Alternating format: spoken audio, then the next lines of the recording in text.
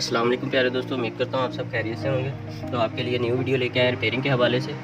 तो please video को पूरा वॉच करिएगा, एंड तक देखना है आपने। अगर न्यू है चैनल पे तो लाइक सब्सक्राइब लाजमी कर दें और बेल आइकन की घंटी को दबाना ना भूलें, ताकि हर आने वाली वीडियो मेरी आप तक पहुँच सके। तो आइए वीडियो शुरू करते हैं। हमारे पास है चाइना का मोबाइल ईटाची। इसका चार्जिंग का प्रॉब्लम आ रहा है, ये देख सकते हैं ऑन है सेट। तो हम इसको चार्जिंग पर लगाएँगे पर ये चार्ज नहीं कर रहा। तो आइए इसको खोल लेते हैं। मज़ीद मैं आपको दिखा दूँ कि ये वाटर डैमेज है, पानी गया हुआ है इसमें।